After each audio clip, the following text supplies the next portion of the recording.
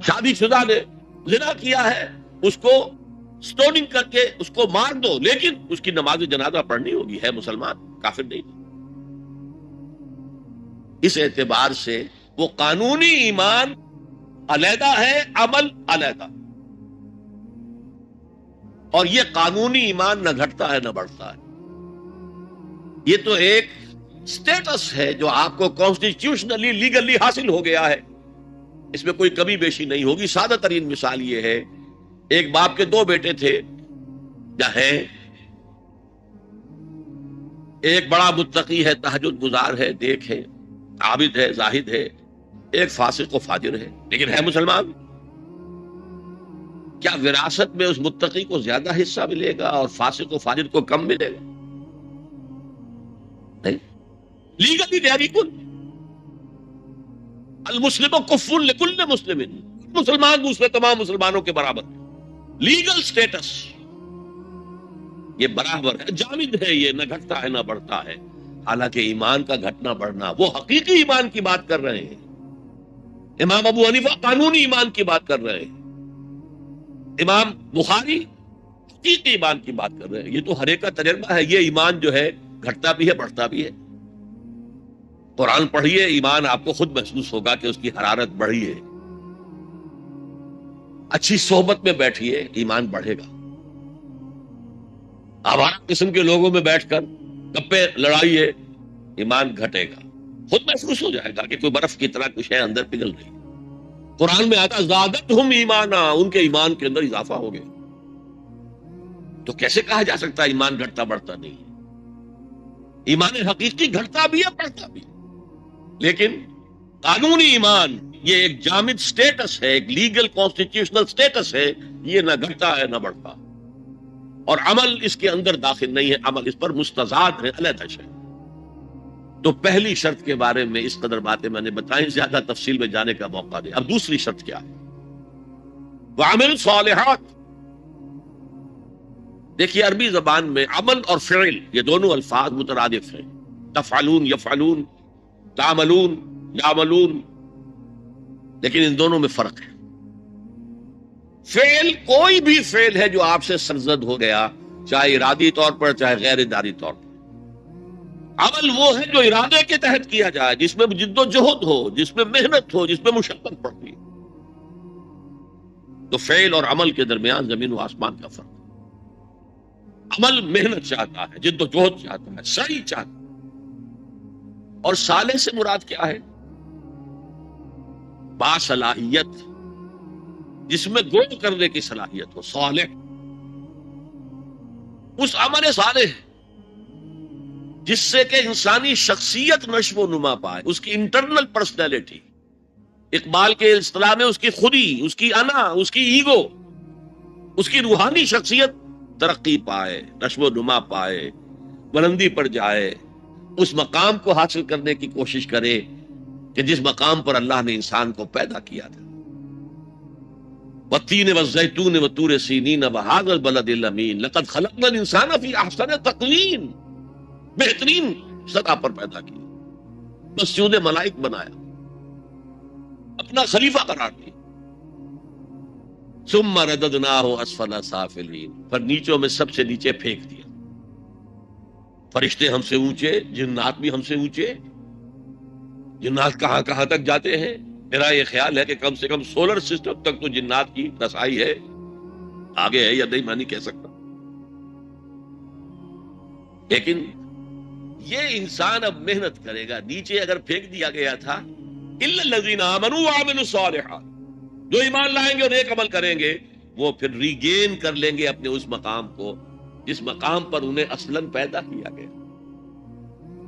اور جو لوگ اس مقام کو حاصل نہیں کر سکتے ان کے بارے میں قرآن کہتا ہے اولئک کالانعام، سورہ اعراف میں، یہ چوپایوں کے مانند ہیں، حیوانات ہیں، بل ہم اضل، بلکہ ان سے بھی گئے گزرے۔ کیوں؟ حیوان کو جس سطح پر پیدا کیا گیا اس پر اپنی زندگی گزار رہا ہے، اس سے اوپر کی کوئی صلاحیت دی ہی نہیں گئی۔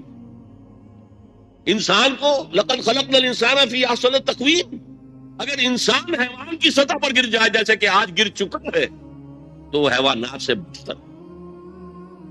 اولئک کالانعام بل هم اضل لهم قلوب لا يفقهون بها لهم اعین لا يبصرون بها لهم آذان لا يسمعون بها. ان کا دل ہے اس سے غور نہیں کرتے، آنکھیں ہیں ان سے دیکھتے نہیں ہیں، کان ہیں ان سے سنتے نہیں ہیں. کیا ابو جہل آنکھ سے نہیں دیکھتا تھا؟ کیا ابو جہل کان سے نہیں سنتا تھا؟ یہ وہ انر شخصیت ہے آپ کی، وہ روحانی شخصیت ہے آپ کی، جو دیکھتی ہے بغیر ان آنکھوں کے، جو سنتی ہے بغیر ان کانوں کے، جو غور و فکر کرتی ہے اس عقل سے نہیں بلکہ اس قلب سے. تو اللہ نے تو سب کچھ دیا تھا، ہر ایک میں وہ روح پھونکی ہوئی ہے، لیکن یہ لوگ اپنی اس روح سے بیگانہ ہو گئے ہیں، بھول گئے ہیں کہ ہمارے اندر کوئی ڈیوائن ایلیمنٹ بھی ہے. ڈیوائن سپارک، یہ لفظ جو ہے مغربی فلسفے میں استعمال ہوتا ہے. ڈیوائن سپارک، ایک شعلہ ملکوتی ہمارے اندر ہے، انہوں نے بھی دیکھا ہے.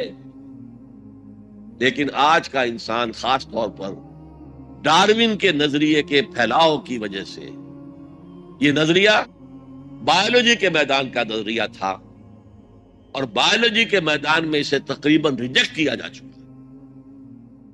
لیکن سوشل سائنسز میں اس طرح پرمیٹ کر چکا ہے، سوشالوجی میں، سائیکالوجی میں اس طرح پرمیٹ کر گیا ہے کہ آج کا انسان اپنے آپ کو سوائے حیوان کے کچھ نہیں سمجھتا. یہ ہیومن ٹریجڈی سب سے اونچی ہے. وہ شرف جو اللہ نے عطا کیا تھا، وہ مقام اور مرتبہ جو اللہ نے عطا کیا تھا، اس سے انسان خود مستعفی ہو گیا. نتیجہ کیا نکلا ہے کہ جیسے ہم کہتے ہیں کہ گھوڑا اور گدھا کیا فرق ہے؟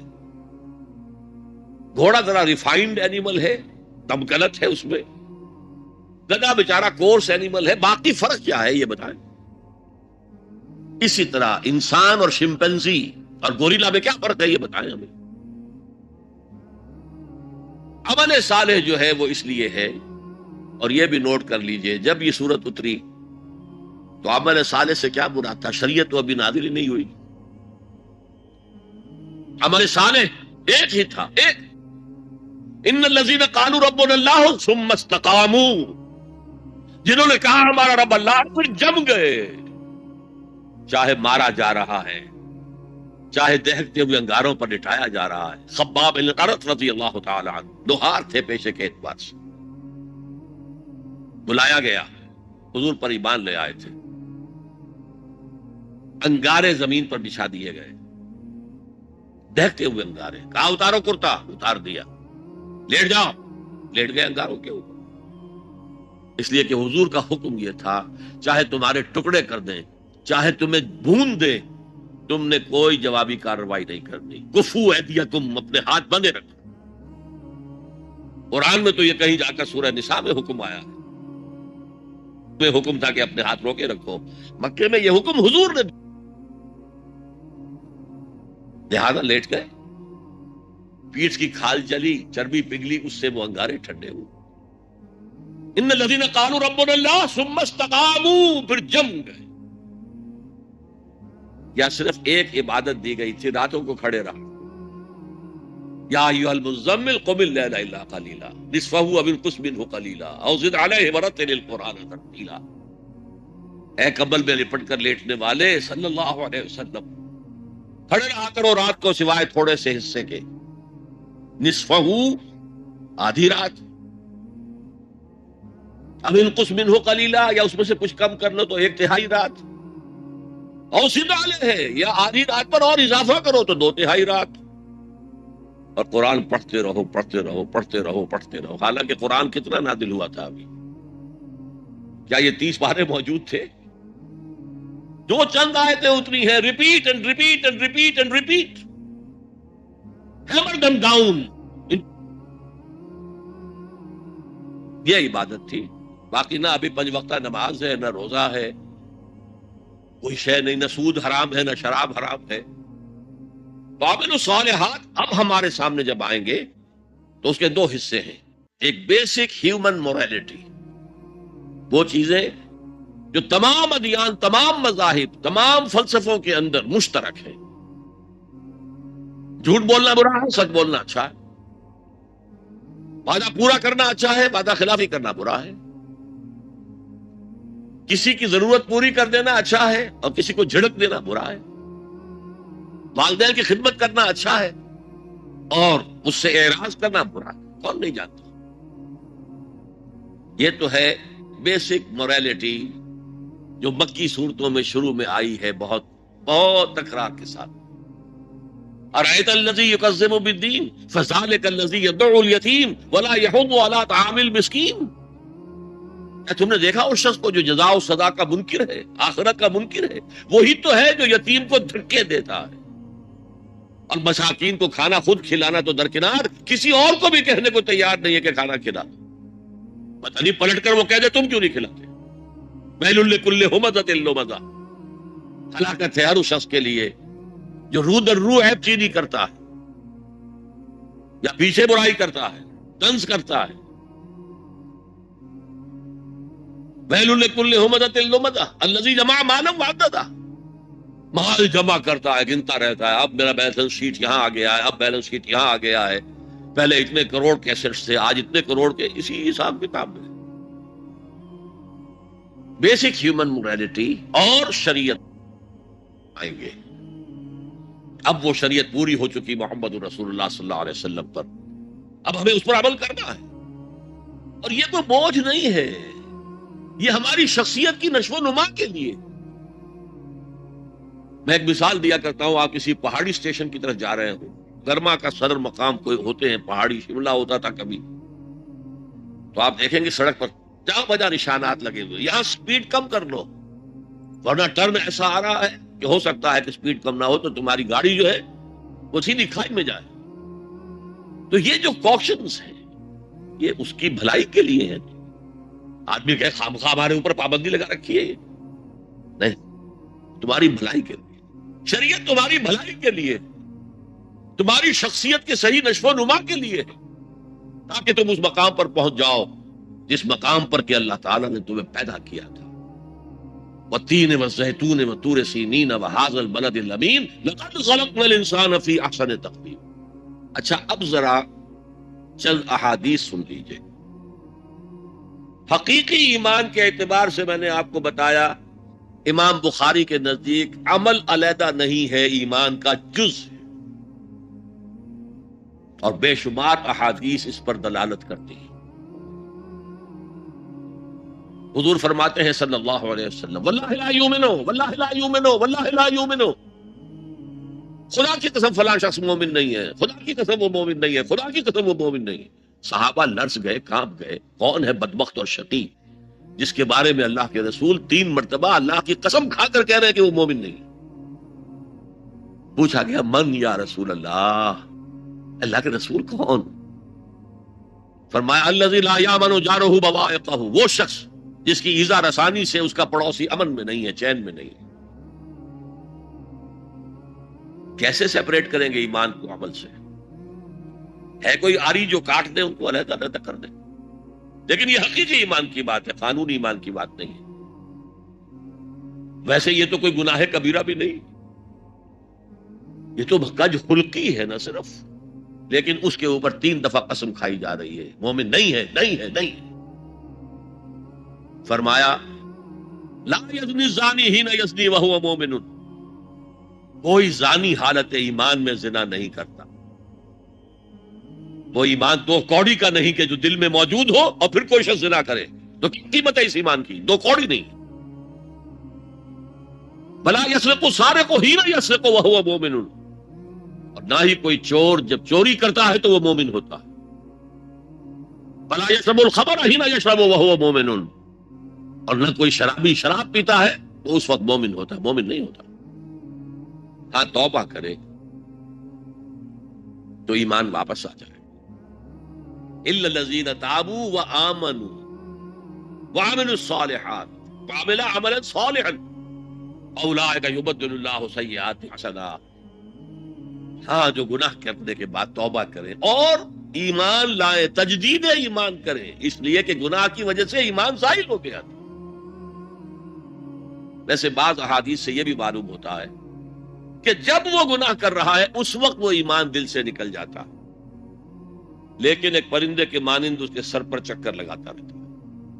جب گناہ سے فارغ ہو جاتا ہے تو ایمان واپس آ جاتا ہے. یہ اللہ کا بڑا فضل اور کرم ہے. جیسے کہ وہاں کہا گیا تھا کہ ایمان تو نہیں لائے ہو پھر بھی وَإِن تُطِيعُوا اللَّهَ وَرَسُولَهُ لَا يَلِتْكُم مِّنْ أَعْمَالِكُمْ شَيْئًا إِنَّ اللَّهَ غَفُورٌ رَحِيمٌ. اگرچہ تم مومن نہیں ہو لیکن اس حالت میں بھی اگر تم اللہ کی اور اس کے رسول کی اطاعت کرتے رہو گے تو اللہ تمہارے اعمال کے اجر و ثواب میں کوئی کمی نہیں کرے گا. کیوں؟ اللہ غفور ہے، رحیم ہے. یہ اس کی شان غفاری، شان رحیمی کا صدقہ ہے.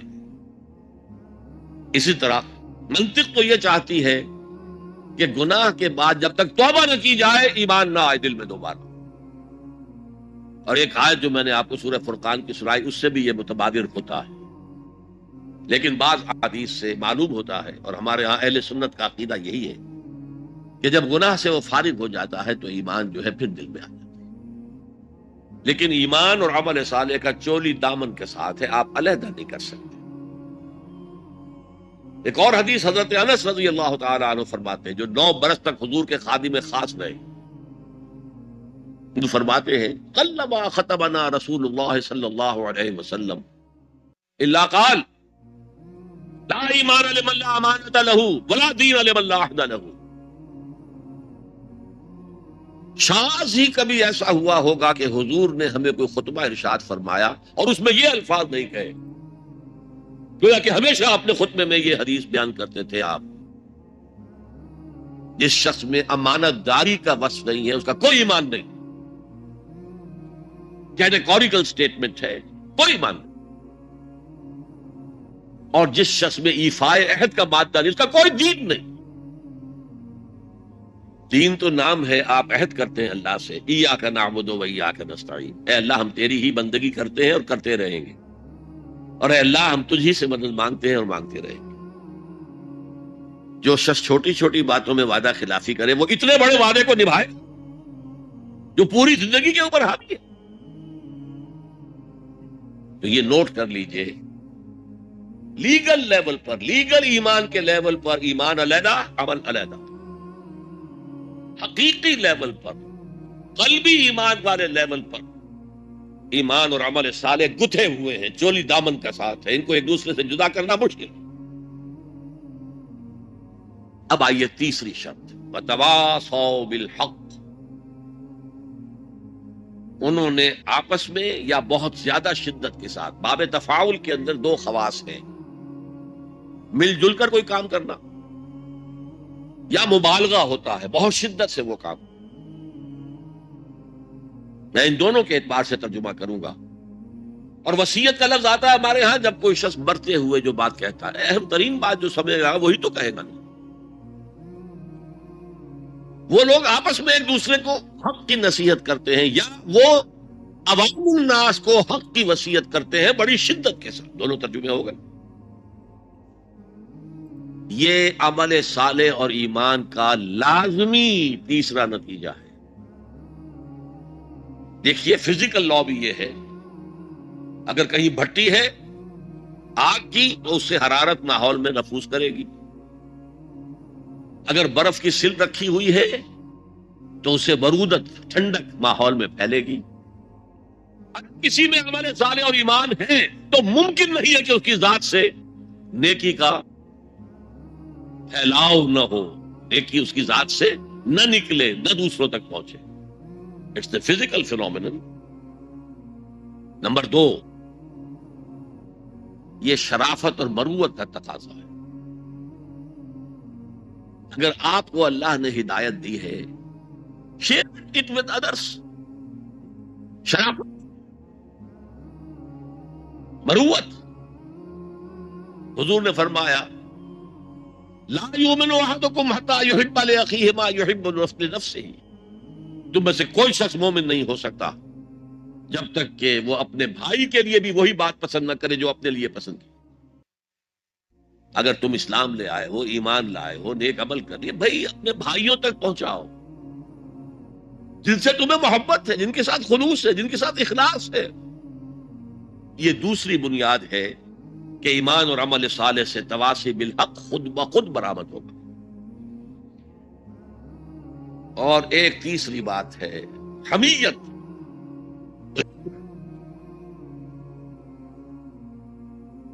میں یہاں آپ کو ایک حدیث سنا رہا ہوں. ایک طویل عرصے تک اپنے زمانہ طالب علمی میں یہ حدیث خطبہ جمعہ میں سنتا رہا. مولانا تھانوی رحمۃ اللہ علیہ نے جو خطبات جمعہ مرتب کی ان میں یہ حدیث ہے. حضور ارشاد فرماتے ہیں اوحى اللہ عز وجل الی جبرائیل علیہ الصلوۃ والسلام ان اقلب مدینۃ کذا وکذا باہلھا. اللہ تعالیٰ نے وحی کے ذریعے سے حکم دیا حضرت جبرائیل کو کہ فلاں فلاں بستیوں کو الٹ دو، تلپٹ کر دو. جیسے سدوم اور عمورہ کی بستیوں پر عذاب آیا تھا ویسا عذاب ان بستیوں کے اوپر لے آؤ. قال فقال، حضور فرماتے ہیں کہ اس پر حضرت جبرائیل نے عرض کیا یا رب ان فیہا عبدک فلان لم یعصک طرفۃ عین. اے اللہ میں اس بستی کو الٹ دوں، اس میں تو تیرا فلاں بندہ بھی ہے جس نے کبھی پلک جھپکنے جتنی دیر بھی کسی گناہ میں بسر نہیں کی. اب آپ کسی آدمی کی نیکی کا تصور کیجئے. یہ گواہی دینے والے کوئی کرائے کے گواہ نہیں ہے جو عدالتوں میں پھرتے رہتے ہیں جو چاہو گواہی دلوا لو، اتنے پیسے چاہیے. جبرائیل ہے اور کس کی جناب میں کہہ رہے ہیں جہاں ابو جہل بھی جھوٹ نہیں بول سکے گا. یا رب ان فیہا عبدک فلان لم یعصک طرفۃ عین، الٹ دوں اس بستی کو. اب جواب سنیے. قال فقال، حضور فرماتے اس پر اللہ نے فرمایا اقلبھا علیہ وعلیہم، الٹو اس بستی کو، پہلے اس بدبخت پر اور پھر دوسروں پر. فإن وجہہ لم یتمعر فی ساعۃ قط، اس لیے کہ میری غیرت کی وجہ سے کبھی اس کے خون نے جوش نہیں مارا، اس کا چہرے کے اوپر خون نہیں آیا. آپ کو کوئی ماں کی گالی دے، اگر تو آپ میں جان ہے تو وہ جانے دیں گے اس کو، اور اگر جان نہیں ہے آپ اس کا مقابلہ نہیں کر سکتے تب بھی غصہ آئے گا، کانپیں گے آپ غصے کی وجہ سے، چہرہ آپ کا سرخ ہو جائے گا. یہ تو کم سے کم ہوگا نا. لیکن یہ اللہ کا بندہ اپنی نیکی میں لگا، اس نے دیکھا نہیں ماحول میں کیا ہو رہا ہے. ماحول میں اللہ کی شریعت کی دھجیاں پکھیری جا رہی ہیں، ماحول میں اللہ کے حکام پاؤں تلے روندے جا رہے ہیں. یہ لگا رہا تو فقط اللہ اللہ اللہ، یہ زیادہ بڑا مجرم ہے، لہذا بستی کو پہلے اس پر پلٹو اور پھر دوسروں. یہ ہے تعلق تواصی بالحق کا ایمان اور عمل صالح کے ساتھ. یہ میں پہلے عرض کر چکا ہوں. اس تواصی بالحق میں اصطلاحات بہت سی ہیں. حق کی دعوت دینا، اللہ کی طرف دعوت دینا حق ہے نا، اللہ کی ذات حق ہے. ذالک بأن اللہ هو الحق.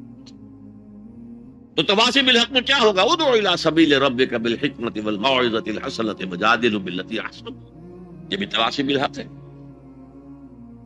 نیکی کا حکم تو بدی سے روکو، تأمرون بالمعروف وتنہون عن المنکر، یہ بھی تواصی بالحق ہے. اور اس کے درجات کہاں سے کہاں تک ہیں. اگر بچے کہیں گلی میں کھیل رہے ہیں، کرکٹ کھیل رہے ہیں، آپ ان سے کہتے بیٹو یہ یہاں پر کھیلنے کی جگہ نہیں ہے، آپ کسی گاڑی کا شیشہ توڑیں گے، آپ کی گیند جو ہے اس سے کسی گاڑی کو نقصان پہنچے گا، کسی انسان کو چوٹ لگ جائے گی، پھر کیا آپ بچ کر چلے جائیں گے وہاں سے؟ آپ کون ہوتے ہیں؟ ہوگی کہ نہیں؟ ریزنٹمنٹ ہوگی کہ نہیں؟ کبھی بھی اس تواصی بالحق کو خندہ پیشانی سے نہیں سنا گیا، نہیں برداشت کیا گیا. اور اگر کچھ لوگ سمجھتے ہیں کہ ہم تواصی بالحق کر رہے ہیں پھر بھی معاشرہ ان سے کچھ نہ کہے، انہیں کوئی تکلیف نہ پہنچائے، اس کا مطلب ہے انہوں نے حق کا کوئی ایسا حصہ لیا ہے کہ جو لوگوں کی دکھتی رگ کو نہیں چھیڑتا، اس سے بچ بچ کر چل رہے. اگر وہ حق کامل ہو تو باطل کبھی تسلیم نہیں کرے، باطل ریٹیلیٹ کرے. اب آپ سنیے ایک اور بات. یہ چھوٹا حق تھا کہ بیٹو یہاں نہ کھیلو، کسی گراؤنڈ میں جا کر کھیلو. سب سے بڑا حق کیا ہے؟ اس کائنات کا خالق، مالک اور حاکم اللہ. اس کا حکم یہاں نافذ ہونا چاہیے، یہ حق ہے۔ اگر نہیں ہے تو اللہ کے خلاف بغاوت ہے۔ اس کی آپ اگر تلقین کریں گے تو آپ ایگزسٹنگ سسٹم کے باغی قرار پائیں۔ پوری دنیا میں secularism, sovereignty of the people, تم کیا کہہ رہے ہو؟ تمہاری یہ ڈفلی کیا بجا رہی ہے؟ خدا کی ساورنٹی، یہ سب سے بڑا حق ہے۔ اس حق پر جو بھی ریزنٹمنٹ ہوئی تھی مکے میں، جیسے جیسے ستائے گئے تھے حضور اور آپ کے صحابہ کو، آپ کے علم ہے،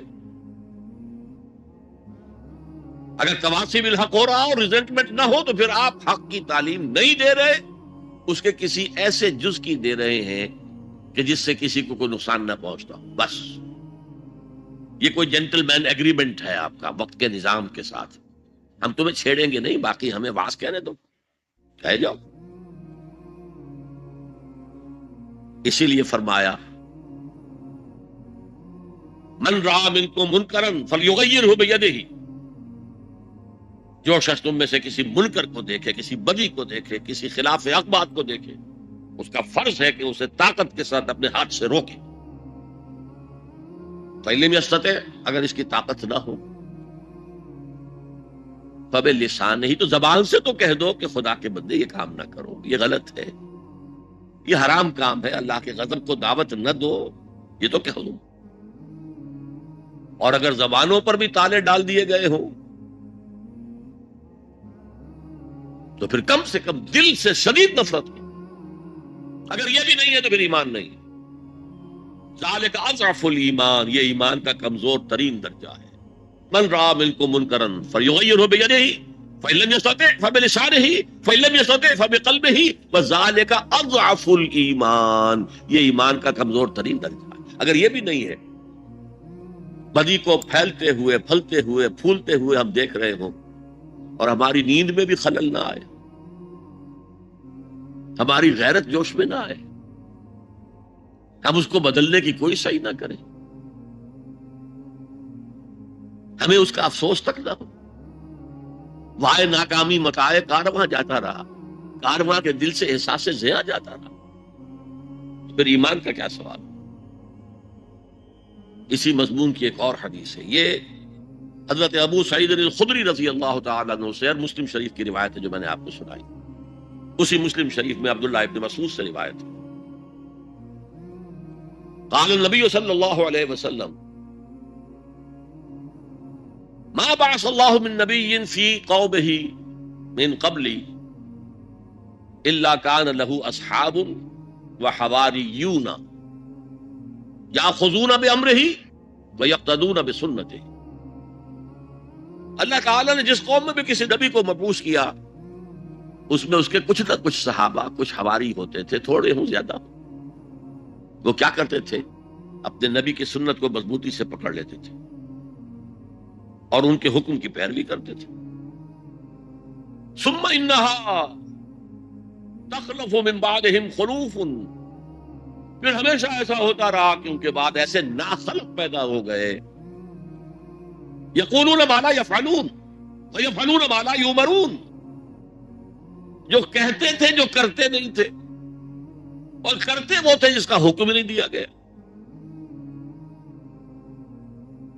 کرتے وہ ہے جس کا حکم نہیں دیا گیا، یفعلون ما لا یؤمرون ویقولون ما لا یفعلون، اور کہتے وہ ہیں جو کرتے نہیں ہیں۔ اب سنیے، فمن جاہدہم بیدہ فہو مومن، جو ایسے لوگوں کے خلاف مسلمان ہوں گے نا وہ، ثم انہا تخلف من بعدہم خلوف، یہ غیر مسلموں کی بات نہیں ہو رہی، مسلمانوں کی، مسلمان حکمران آئے سے، فمن جاہدہم بیدہ فہو مومن، جو کوئی ان کے خلاف جہاد کرے گا ہاتھ سے، طاقت سے، وہ مومن ہوگا۔ ومن جاہدہم بلسانہ فہو مومن، اور جو ان سے جہاد کرے گا زبان سے، وہ مومن ہوگا۔ ومن جاہدہم بقلبہ فہو مومن، جو دل سے جہاد کرے گا، یعنی دل سے شدید نفرت رکھے گا، فہو مومن، وہ بھی مومن ہوگا۔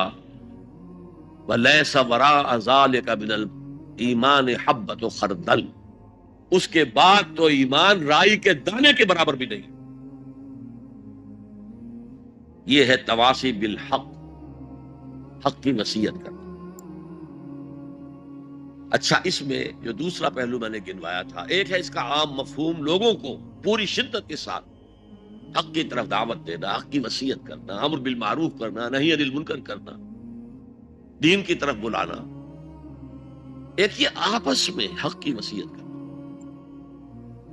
یہاں سے تصور ابھرتا ہے کہ جو لوگ ایمان اور عمل صالح کی وادیوں میں سے گزر رہے ہوں انہیں ایک جماعتی شکل میں ہونا چاہیے،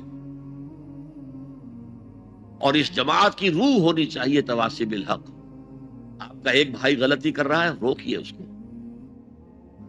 آپ کا ایک ساتھی اس کی کچھ ہمت جواب دے رہی ہے، اس کو حوصلہ دیجیے، اس کو بڑھائیے. یہ تواصی بالحق نہیں ہوگا تو جماعتی زندگی جو ہے وہ کمزور ہوتی چلی جائے. اس کو مولانا فراہی رحمت اللہ علیہ نے لکھا ہے کہ اس تواصی سے پہلے تو ایک جماعتی زندگی لازم آتی ہے اور پھر نظام خلافت کا قیام لازم آتا ہے. اس لیے کہ ایک کام ہے یہ تواصی بالحق کا جو ہم اپنے معاشرے میں کریں، ایک ہے اس کا کام جو پوری عالمی سطح پر ہو. یہ عالمی سطح پر کون کرے گا؟ جب خلافت کا نظام قائم ہوگا تب وہ عالمی سطح پر ہو. تو وجوب قیام خلافت یہ مولانا فراہی نے اپنی تفسیر سورۃ العصر کے اندر بیان کیا. یہ تواصی کے لفظ ہے، اور یہ جماعتی زندگی نوٹ کر لیجئے. حضور نے فرمایا ید اللہ علی الجماعہ، اللہ کا ہاتھ جماعت کے اوپر ہوتا، یعنی اللہ کی تائید، اللہ کی نصرت جماعت کے ساتھ منحصر. حضرت عمر فرماتے لا اسلام الا بالجماعہ ولا جماعہ الا بالامارہ ولا امارہ الا بالاطاعہ. بغیر کوئی اسلام نہیں، اور امارت کے بغیر کوئی جماعت نہیں، اور اطاعت کے بغیر کسی امیر کا کوئی فائدہ ہی نہیں، اس کا حکم مان. تو تواصی بالحق کے ضمن میں ایک اجتماعی زندگی ناگزیر ہے. اسے ایک بڑے پیمانے پر کرنے کے لیے، اور سب سے بڑا پیمانہ کیا ہوگا؟ خلافت راشدہ کا نظام کہیں قائم ہو تاکہ وہ پوری دنیا میں تواصی بالحق اس کا فریضہ سر انجام دے. اس لیے کہ حضور کی بعثت جو ہے وہ صرف اہل عرب کی طرف نہیں تھی. وما ارسلناک الا کافۃ للناس بشیرا ونذیرا. اے محمد، ہم نے نہیں بھیجا ہے آپ کو مگر تمام انسانوں کے لیے بشیر اور نذیر بنا کر. اب آئیے تواصی بالصبر. دیکھیے، جہاں تواصی بالحق ہوگا معاشرے سے ریزنٹمنٹ لازماً آئے گی. میں نے بتایا بچے ہی آپ کے گلے پڑ جائیں گے، آپ کون ہیں ہمارے معاملے میں دخل دینے والے؟ اور آپ بڑے حق کی بات کریں تو جن کی خدائی کے تخت جمے ہوئے ہیں وہ آپ کی بات جو ہے وہ چلنے دیں گے؟ وہ تو خود خدا بنے ہوئے، خود حاکم بنے ہوئے ہیں. لہذا ریزنٹمنٹ از اے رول، اپوزیشن از اے رول. ایک بگڑے ہوئے معاشرے میں اگر اپوزیشن نہیں ہو رہی، ریزنٹمنٹ نہیں ہو رہی، تو پھر تیسری مرتبہ کہہ رہا ہوں پھر حق کی دعوت نہیں ہے. آپ نے اندر خانے کوئی معاہدہ کیا ہوا ہے اس باطل کے ساتھ، ہم تمہیں نہیں چھیڑیں گے، تمہاری دکھتی رگ پر ہاتھ نہیں رکھیں گے، بس ہم واز کہیں گے، پھر ٹھیک ہے. بلکہ وہ خود آپ کے گلے میں ہار ڈال دیں گے. وَتَوَاصَوْا بِالصَّبْرِ. صبر، یہ صبر جو ہے بہت سے معنی میں آتا ہے. صبر علی الاطاعہ، اطاعت پر صبر کرنا. شدید سردی کا موسم ہے، فجر کا وقت ہے، پانی گرم نہیں ہے، ٹھنڈا ہے، اس ٹھنڈے پانی سے بھی وضو کر کے نماز پڑھنا، یہ صبر علی الطاعہ، اللہ کی اطاعت پر صبر. مئی جون کا مہینہ ہے، روزہ سخت ہے، لمبا ترین ہے، صبر کر. وَهُوَ شَهْرُ الصَّبْرِ، حضور نے فرمایا تھا جب شعبان کے آخری روز آپ نے خطبہ دیا تھا، یا ایھا الناس قد اظلکم شہر عظیم، اے لوگوں تم پر ایک بہت عظمتوں والا مہینہ سایہ فگن ہو گیا. اس مہینے کی ایک ڈیفینیشن کیا تھی؟ وَهُوَ شَهْرُ الصَّبْرِ، وہ صبر کا مہینہ. ایک ہے صبر عن المعصیہ، معصیت کے مقابلے میں اپنے آپ کو روک کے رکھنا ٹیمپٹیشن ہے. زلیخا نے کیا نہیں کیا تھا حضرت یوسف کے ساتھ؟ یہ روکنا تھامنا. قرآن مجید میں بھی الفاظ بڑے عجیب آئے ہیں. وَلَقَدْ هَمَّتْ بِهِ وَهَمَّ بِهَا لَوْلَا أَن رَأَىٰ بُرْهَانَ رَبِّهِ. وہ عورت تو اس کی طرف بڑھی ہی تھی، وہ بھی بڑھتا اگر وہ اللہ کی کوئی برہان نہ دیکھ لیتا. کیا چیز اللہ نے اس وقت دکھائی ہے؟ جوان آدمی ہے، جوان رانا ہے، ایک عورت بدی کی دعوت دے رہی. روکنا تھامنا اپنے آپ. اور پھر جب معاملہ آگے بڑھا، رب السجن احب الی مما یدعوننی الیہ، اے اللہ مجھے جیل خانہ زیادہ پسند ہے اس کام سے جس کی طرف یہ عورتیں مجھے بلا رہی. یہ صبر عن المعصیہ، صبر عن الطاعہ، صبر عن المعصیہ. لیکن ایک صبر وہ ہے جو اللہ کے دین کو قائم کرنے کی جد و جہد میں پرسیکیوشن کے مقابلے میں کرنا پڑتا. جب مکے میں پرسیکیوشن ہو رہی تھی نوجوانوں کی، غلاموں کی، کنیزوں کی، جب صبر کرو جھیلو. جب حضرت یاسر رضی اللہ تعالی عنہ اور ان کی اہلیہ حضرت سمیہ رضی اللہ تعالی عنہ اور بیٹا عمار ابن یاسر ٹارچر کر رہا تھا، ابو جہل ان کو ٹارچر کر رہا ہر طرح سے، کبھی جسم کا حصہ جلایا، کبھی کچھ اور کیا. تنگ آ گیا، کسی طریقے سے بھی کوئی کلمہ کفر کہنے کے لیے آمادہ نہیں ہوئی نہ حضرت سمیہ اور نہ حضرت یاسر. حالانکہ شریعت میں اجازت ہے، جان بچانے کے لیے کلمہ کفر کہا جا سکتا ہے بشرطے کہ ایمان دل میں قائم رہے، برقرار رہے.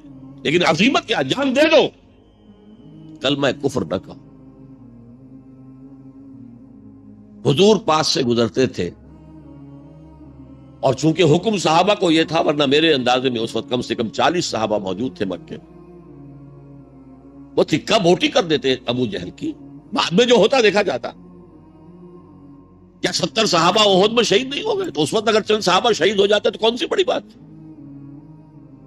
لیکن یہ ہے انقلاب محمدی صلی اللہ علیہ وسلم کا طریقہ کار، جس کی روح سے اس وقت صبر لازم تھا. اللہ اپنے رسول کو حکم دے رہا تھا، فاصبر کما صبر اولو العزم من الرسل. اے نبی، آپ کو یہ کوئی پاگل کہہ رہا ہے، کوئی مجنون کہہ رہا ہے، کوئی شاعر کہہ رہا ہے، کوئی ساحر کہہ رہا ہے، کوئی مسحور کہہ رہا ہے، کوئی جھوٹا کہہ رہا ہے، کوئی کہہ رہا ہے کہ انہوں نے ایک غلام اپنی کسی کوٹڑی میں بند کر رکھا ہے جو عجمی ہے، جو تورات اور انجیل کا ماہر ہے، وہاں سے ڈکٹیشن لیتے ہیں اور ہم پر آ کر دھونس جماتے ہیں. یہ اللہ کی وحی آئی. کیا کیا نہیں کہا جا رہا تھا.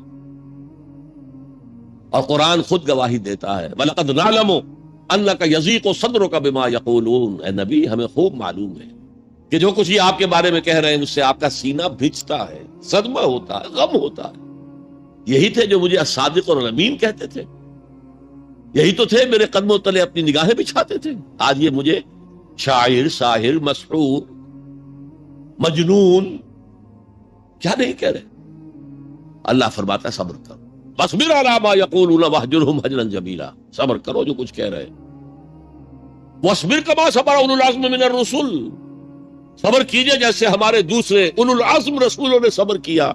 کیا حضرت نوح نے 950 برس تک صبر نہیں کیا؟ صبر کی. واصبر وما صبرک الا باللہ. صبر کیجئے، اور آپ کا صبر تو اللہ ہی کے سہارے قائم ہے. یہ حضور کو تلقین ہو رہی، مکے میں یہ تلقین حضور کو ہو رہی ہے، مدینے میں اور مکے میں حضور پھر صحابہ کو تلقین کر رہے ہیں. جب ٹارچر ہو رہا تھا حضرت سمیہ اور حضرت یاسر اور حضرت عمار پر، بات کہتے میں جھجک ہوتی ہے.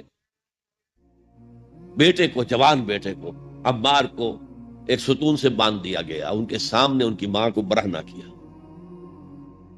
حضور پاس سے گزر رہے ہیں اور کیا کہہ رہے ہیں؟ اصبروا یا آل یاسر فإن موعدکم الجنہ. اے یاسر کے گھر والوں، صبر کرو، تمہارے وعدے کی جگہ جنت ہے، جنت میں تمہارے استقبال کی تیاریاں ہو رہی ہیں، صبر کرو. اور انہوں نے صبر کیا.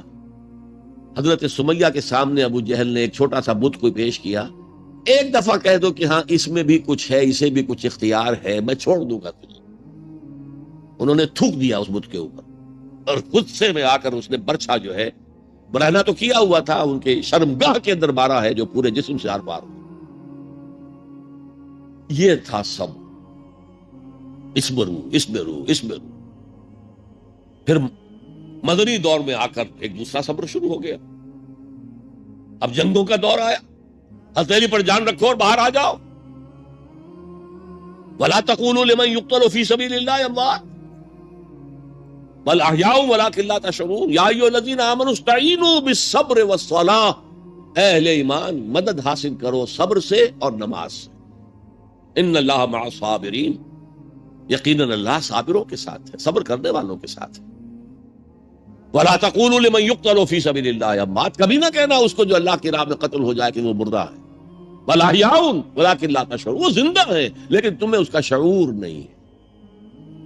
وَلَنَبْلُوَنَّكُمْ. اور ہم تمہیں لازماً آزمائیں گے. بِشَيْءٍ مِّنَ الْخَوْفِ وَالْجُوعِ وَنَقْصٍ مِّنَ الْأَمْوَالِ وَالْأَنفُسِ وَالثَّمَرَاتِ.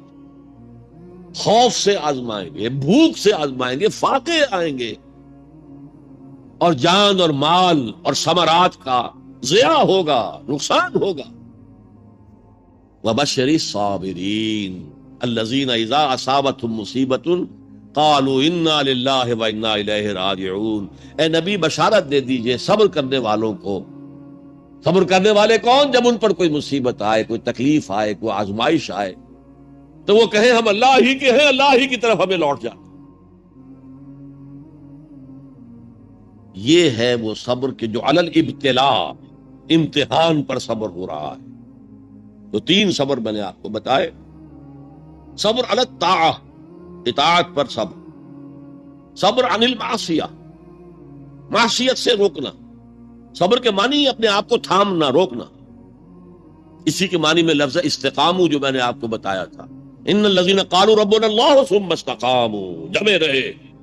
جان جا سکتی ہے لیکن اس کلمہ ایمان سے ہم پیچھے نہیں ہٹ سکتے. اور پھر جو بھی آزمائشیں آئیں برداشت کرو, جھیلو, اور آپس میں ایک دوسرے کو صبر کی وصیت اور نصیحت کرتے رہو.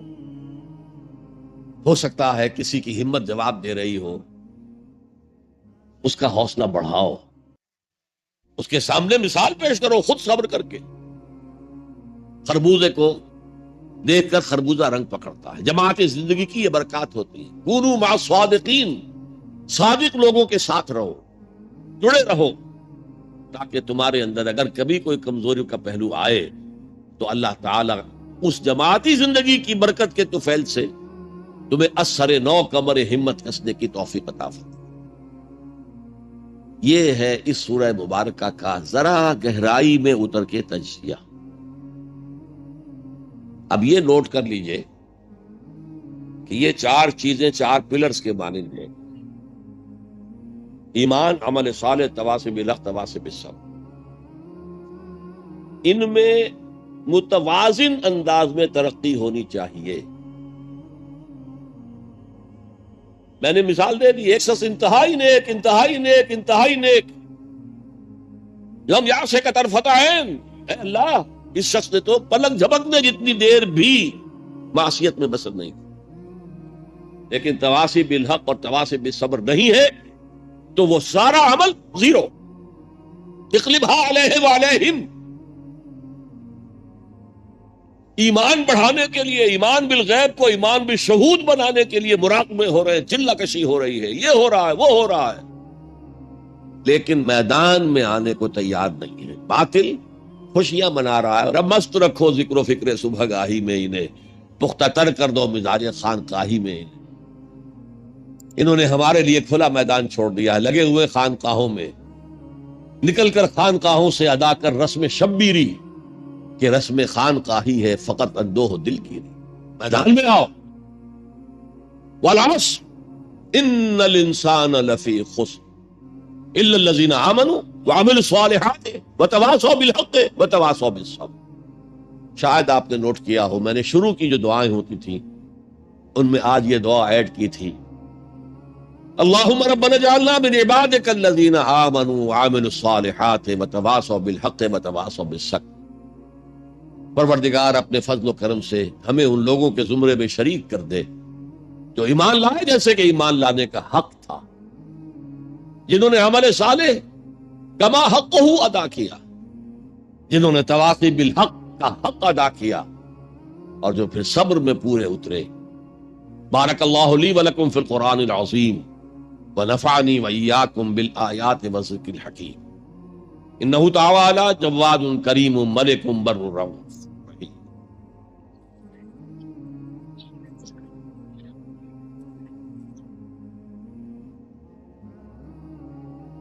جزاک اللہ ڈاکٹر صاحب. نجات کی راہ پر ایک پرمغز تقریر ہم نے آپ سے سنی. پہلا سوال ایک یوسف علی ساون صاحب ہیں جو کہتے ہیں محترم جناب ڈاکٹر صاحب السلام علیکم. میرا سوال یہ ہے کہ آدم علیہ السلام سے لے کر حضور صلی اللہ علیہ وسلم تک سب نے توحید اور عمل صالح کی تعلیم دی اور ہمارے نبی پر نبوت بھی ختم ہو گئی. اب میرا یہ سوال ہے کہ دنیا میں جتنی قومیں آباد تھیں اور ہیں اور قیامت تک رہے گی، ان تمام قوموں کی راہ نجات دین اسلام ہے یا کوئی اور دین ہے؟ برائے کرم وضاحت کیجیے. میرے نزدیک تو اس میں کسی شک و شبے کی گنجائش نہیں ہے کہ پوری نوع انسانی کے لیے راہ نجات یہی ہے جو سورۃ العصر میں بیان ہے. یہ لازمی ہے اور تمام انسانوں کے لیے لازمی. البتہ وہ لوگ جن تک کہ قرآن کی اور حضور کی دعوت پہنچی ہی نہ ہو، ان کے بارے میں اللہ تعالیٰ صرف توحید پر محاسبہ کرے گا، اس لیے کہ توحید فطرت کے اندر ہے. رسالت کا پیغام پہنچا ہی نہیں، شریعت پہنچائی نہیں گئی، تو محاسبہ کیسے ہوگا؟ یہ معاملہ ذہن میں رکھے. باقی راہ نجات اس کے سوا اور کوئی نہیں. ایک اور سوال ہے جو کسی غیر مسلم بھائی کا ہے، پروین جادھو. وہ ہم سے سوال کر رہے ہیں کہ I am a non Muslim, what is the way of my نجات and how can I declare of my ایمان؟ Very easy. I told you in the beginning that to become a Muslim you have only to testify. I testify that there is no God except Allah. And I testify that Muhammad is his messenger and prophet. You become a Muslim. And then you try to go deeper and deeper and deeper into Iman so that it becomes a conviction with you, conviction about the existence of God, conviction about the Baas Ba'd al-Maut, resurrection, conviction about the hereafter, conviction about the institution of prophethood, conviction that the prophethood came to an end on Muhammad sallallahu alaihi wasallam and reached its climax in his personality, etc., etc. So this will add and go on deepening your faith or your iman or your conviction.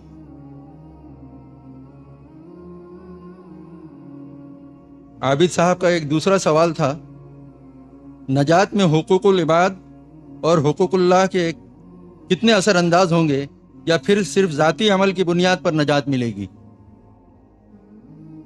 میں نے کل آپ کو ایک حدیث سنائی تھی کہ محض ذاتی عمل کی بنیاد پر کسی کو نجات نہیں ملے گی جب تک کہ رحمت خداوندی دستگیری نہ کرے. اس لیے کہ کون سا انسان ہے جو خطا کار نہ ہو؟ کل بنی آدم خطاؤون وخیر الخطائین التوابون. اس اعتبار سے رحمت خداوندی ضروری ہے. البتہ یہ کہ اس کے لیے ایمان اور عمل صالح اور تواصی بالحق اور تواصی بالصبر کرنے کی حتی الامکان کوشش کرنا، یہ آپ کا فرض ہے. سید فہیم اختر صاحب، ان کا سوال ہے، سب سے پہلے تو شکر ہے اللہ کا کہ آپ ہمارے بیچ یہاں ہیں، اور پھر ڈاکٹر ذاکر نائک صاحب کے مشکور ہیں کہ انہوں نے یہ اہتمام کیا. دعا ہے کہ اللہ تعالیٰ آپ لوگوں کی کوششوں کے بہترین نتائج ہم سب کو دکھائے، آمین. سوال، کیا پڑوسی اگر ہندو یا عیسائی ہو یعنی کہ غیر مسلم ہو تو بھی وہ حدیث جو آپ نے پڑوسی کے بارے میں بتائی لاگو ہوتی ہے؟ لازماً لاگو ہوتی ہے، اللہ یہ کہ وہ پڑوسی hostile who towards Islam. If he is not hostile towards Islam، اگر وہ دشمن نہیں ہے، اگر وہ اسلام کے خلاف کوئی کوشش نہیں کر رہا ہے، کوئی سازش نہیں کر رہا ہے، تو ظاہر بات ہے کہ پھر اس کے حقوق پڑوسی کی حیثیت سے ساقط ہو جائیں گے۔ لیکن اگر ایسا نہیں ہے تو وہ پڑوسی ہے اور پڑوسی کا حق ہے۔ یہاں تک فرمایا کہ اللہ تعالیٰ نے، جبرائیل نے مجھے پڑوسی کے حقوق اتنے بیان کیے، اتنی تاکید کے ساتھ بیان کیے کہ میں یہ گمان کرنے لگا کہ اللہ تعالیٰ پڑوسی کو وراثت میں شامل کر دے گا، یہ پڑوسی کا بھی وراثت میں حصہ ہے۔ یہ حدیث نبوی ہے صلی اللہ علیہ وسلم۔ تو پڑوسی کا حق اپنی جگہ ہے۔ شیخ ناصر پیشے سے میکینیکل انجینئر ہیں، آپ کا سوال ہے کہ آج دور حاضر میں مسلمان طرح طرح کی پریشانیوں سے دوچار ہیں، اس کی کیا وجہ ہے اور اس موجودہ پستی کا کیا علاج ہے؟ میں مختصر ترین الفاظ میں آپ سے یہ عرض کروں گا کہ اس وقت ہم اللہ کے عذاب کے شکنجے میں ہیں۔ کیوں؟ جس قوم کے پاس اللہ کی کتاب ہو اور اللہ کی شریعت ہو اور وہ اللہ کے رسول کے امتی ہونے کے مدعی ہوں، وہ قوم زمین پر اللہ کی ریپرزنٹیٹو ہو جاتی ہے۔ اب اگر وہ قوم اپنے عمل سے مس ریپرزینٹ کرے تو وہ کافروں سے بدتر ہے، غیر مسلموں سے بدتر ہے، پھر ان کو عذاب ملتا ہے۔ آج ہماری ذلت اور رسوائی، ہم سے پہلے بھی ایک امت تھی، بڑی چہیتی اور لاڈلی امت تھی، ذرا اندازہ تو کیجئے، بنی اسرائیل صحرا میں سفر کر رہے ہیں تو ابر کا سائبان ساتھ ساتھ چل رہا، دھوپ نہ ستائے، کھانے پینے کی ضرورت پیش آئی ہے تو من و سلوہ نازل کر دیا، پانی کے لیے ایک ضرب لگی ہے عصا کی اور 12 چشمے، تاکہ 12 کے 12 قبیلے اپنا اپنا چشمہ معین کر لیں۔ تو یہ ساری جو جن کے اوپر نعمتیں ہوئی ہیں، انہی کے بارے میں فرمایا گیا جب انہوں نے بے عملی اختیار کی، بد عملی اختیار کی، شریعت کو پس پش ڈال دیا، اللہ کی کتاب کو پس پش ڈال دیا۔ نبذ فریق من الذین اوتوا الکتاب کتاب اللہ وراء ظہورہم، تو پھر اللہ نے فرمایا ضربت علیہم الذلۃ والمسکنۃ وباؤوا بغضب من اللہ، ان پر ذلت، کمزوری اور مسکنت، کم ہمتی مسلط کر دی گئی، اللہ کے عذاب کے اندر گر گئے۔ اسیرینز آئے، ان کا مقابلہ نہیں کر سکے، انہوں نے سلطنت اسرائیل کو تہو بالا کر کے ختم کر دیا۔ نبوکڈنیزر آئے، اس کا مقابلہ نہیں کر سکے، اس نے لاکھوں کو قتل کیا، لاکھوں کو وہ کیپٹیو بنا کر بیبیلونیا لے گیا، اور حضرت سلیمان کے بنائے ہوئی مسجد کو، جسے وہ ٹیمپل کہتے ہیں، ٹیمپل آف سولومن، اسے گرا کر زمین کے برابر کر دیا، 2 اینٹیں سلامت نہ رہی، یروشلم میں ایک انسان نہ رہا، کوئی متنفس نہ رہا۔ یہ عذاب کیوں آئے تھے؟ پھر ایک وقفہ آیا، اس لیے کہ پھر حضرت عزیر علیہ السلام کی دعوت سے لوگوں میں عمومی ایک توبہ کی تحریک برپا ہو گئی، لوٹو اللہ کے دین کی طرف، لوٹو شریعت کی طرف، تو اللہ کی رحمت بھی پھر متوجہ ہو گئی، مکابی سلطنت قائم ہوئی، جو اپنے رقبے کے اعتبار سے حضرت سلیمان کی سلطنت سے بھی بڑھ کر تھی، لیکن پھر دوبارہ ان کے اوپر وہی دنیا پرستی، شہوت پرستی، یہ ساری گندگیاں جب آ گئیں، مشرکانہ توہمات آ گئے، غیر مسلموں سے خلا بلا، اس کی وجہ سے ان کے اندر وہ ساری رسمیں ریتیں شروع ہو گئیں، پھر عذاب آیا۔ پہلے یونانیوں کے ہاتھوں رگڑا گیا ان کو، سکندر کے ہاتھوں، سیلیوکس کے ہاتھوں، اور پھر رومنز کے ہاتھوں رگڑا گیا، یہاں تک کہ 70 عیسوی میں ٹائٹس رومی نے، کیونکہ انہوں نے بغاوت کی تھی ان کے خلاف، رومنز کے خلاف، تو حملہ کر کے 1,33,000 یہودیوں کو ایک دن میں قتل کیا۔ اور جو دوسرا ٹیمپل انہوں نے بنا لیا تھا، سیکنڈ ٹیمپل جس کو وہ کہتے ہیں، اس مکابی دور میں وہ حضرت سلیمان کا بنایا ہوا وہ معبد جو ہے وہ دوبارہ بن گیا، 70 عیسوی میں اسے پھر گرا دیا گیا، آج تک گرا پڑا ہے، 1934 برس سے ان کا خانہ کعبہ گرا ہوا ہے۔ یہ اللہ کا قانون ہے، جو امت کتاب اللہ اور شریعت خدا بندی کی حامل ہو کر اور طرز عمل اس کا مختلف اور برعکس ہوگا، وہ کافروں سے بدتر ہے اللہ کی نگاہ۔ اب علاج ایک ہی ہے، ہم کہیں کسی جگہ دنیا میں کسی سائزیبل ملک میں پورا اسلامی نظام، پوری اسلامی سیاست، پوری اسلامی معیشت، پورا اسلامی معاشرہ، پورا اسلامی قانون نافذ کر کے دنیا کو دکھائیں، and we should be able to invite the humanity at large, come and see with your eyes دس از اسلام. یہاں کی برکتیں دیکھو. یہاں ہر شخص کی بنیادی ضروریات ریاست کے ذمے ہیں. یہ جو سوشل سیکیورٹی کا کام آج ہو رہا ہے، اسکینڈینیوین کنٹریز کے سوشل سیکیورٹی کا نظام جو ہے دنیا میں کہاں سمجھا جاتا ہے ٹاپ پر ہے. پھر انگلستان میں ہے ان امپلائمنٹ الاؤنس، امریکہ کے اندر بھی ہے. لیکن یہ کہ سب سے پہلا سوشل سیکیورٹی کا نظام خلافت راشدہ پہ ہوا ہے، جہاں ہر شخص کی جو بھی بنیادی ضروریات ہیں اس کی کفالت ریاست کے ذمہ تھی. میں نے جو حال یہاں دیکھا ہے پاکستان میں کبھی نہیں دیکھا. جس طرح کی چھوٹے چھوٹے سے 4 فٹ 6 فٹ 7 فٹ کی ایک لکڑی کی بنی ہوئی کوٹڑی کے اندر پورا خاندان آباد ہے، اور جبکہ اونچے اونچے محل موجود ہے سب. یہ عجیب ملک ہے، ڈیموکریسی میں بہت اونچا، لیکن سوشل سیکیورٹی کا کوئی نظام سرے سے نہیں. ہمارے ہاں پاکستان میں بھی وہ کوئی اسلامی نظام ہے، جو زکوٰۃ ہے وہ پورا بیت المال کا نظام قائم نہیں ہے جیسے کہ ہونا چاہے. پھر بھی کچھ نہ کچھ زکوٰۃ کا نظام جو قائم کر گئے تھے ضیاء الحق صاحب، اس سے کچھ نہ کچھ غریبوں کی مدد ہوتی ہے. تو بہرحال جب تک ہم دنیا کے سامنے اسلام کی نمائندگی نہیں کریں گے، صحیح اسلام کی اور کامل اسلام کی، اس وقت تک ہمارے حالات میں کوئی بہتری نہیں آ سکتی. صدیقی صدف فاطمہ آپ سے سوال کر رہی ہیں، برائے مہربانی یہ بتا دیں کہ اگر کسی کے دل میں یا قلب میں ایمان کوٹ کوٹ کر بھرا نہ ہو تو اس کے لیے کیا کرنا چاہیے، اور کیا بنا قلبی ایمان کے نجات ممکن ہے؟ قلبی ایمان کے بغیر نجات نہیں ہے. ہاں ایمان کمزور ہو تو میں عرض کر چکا ہوں، ایمان ہو دل میں ہو لیکن اتنا مضبوط نہیں ہے کہ وہ عمل کو پوری طرح ہولڈ کر سکے، عمل کو درست کر دے. تو پھر اگر گناہوں کا پلڑا زیادہ بھاری ہے نیکیوں سے تو سزا ملے گی جہنم کے اندر. البتہ ایک وقت آئے گا نکال کر اور پھر انہیں جنت میں داخل کر دیا جائے گا قلبی ایمان کی وجہ سے. لیکن دوسرا سوال جو اس میں ہے کہ ایمان کہاں سے آئے. دیکھیے ایمان پیدا کرنے کے 3 طریقے ہیں، 2 ایزی ہیں لیکن ان سے ایک ایسا ایمان پیدا ہوتا ہے جس میں شعور کا ایلیمنٹ بہت کم ہے، نہ ہونے کے برابر. کوئی ڈائمنشن اس کی انٹلیکچوئل نہیں ہے. وہ کیا ہے؟ صاحب ایمان لوگوں کی صحبت اور ان کا قرب اختیار کرو. جیسے بھٹی کے آگے بیٹھیں گے تو حرارت آ جائے گی، صاحب ایمان کی صحبت سے آپ کو بھی ایمان ملے. دوسرا طریقہ، اسلام پر عمل کرتے رہو، عمل کرتے رہو، عمل کرتے رہو. اس سے بھی ایمان پیدا ہوتا ہے.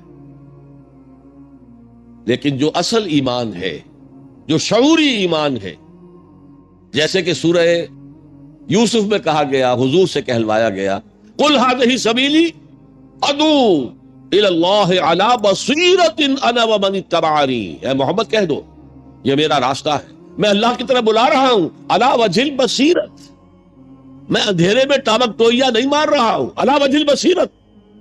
اور نہ صرف میں بلکہ جو میری پیروی کر رہے ہیں وہ بھی علی وجہ البصیرت کر رہے ہیں.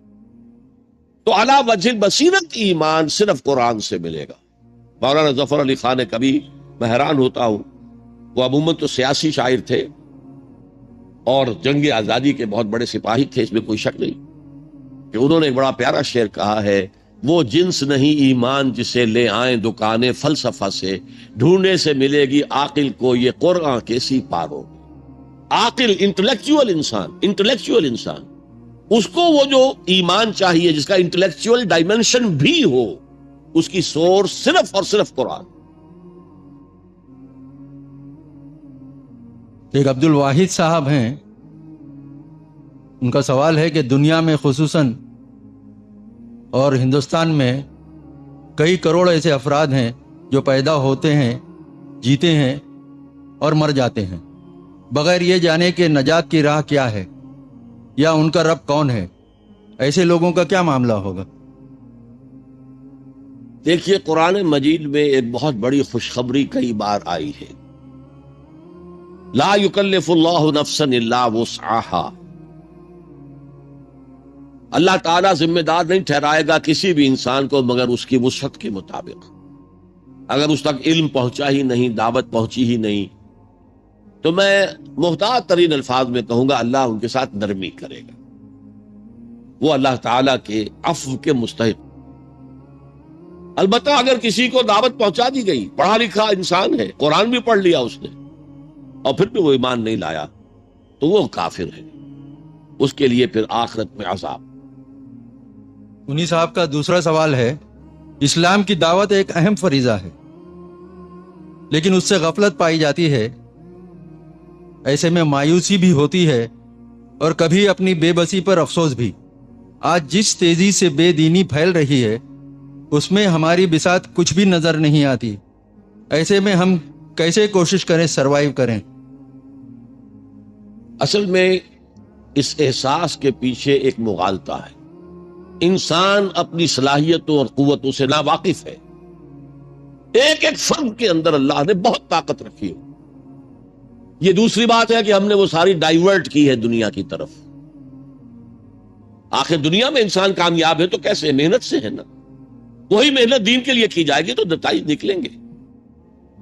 البتہ ایک امکان ہے کسی قوم کی اللہ تعالی ہلاکت کا فیصلہ کر چکا ہو، وہ اتنے دور جا چکے ہوں، ان کے دل اتنے سخت ہو چکے ہوں کہ ان کے اوپر کوئی شے اثر انداز نہ ہو، تو داعی جو ہے، دعوت دینے والا، وہ چاہے سر پٹکتا رہے گا، کوئی نتیجہ نہیں نکلے. جیسے کہ حضرت نوح علیہ السلام کے معاملے میں. لیکن پھر بھی مجھے اور آپ کو اپنا فرض ادا کرنے کے لیے، اپنی نجات کے لیے یہ کام کرنا ہے. کوئی نتیجہ نکلے نہ نکلے اس سے مجھے کوئی بحث نہیں.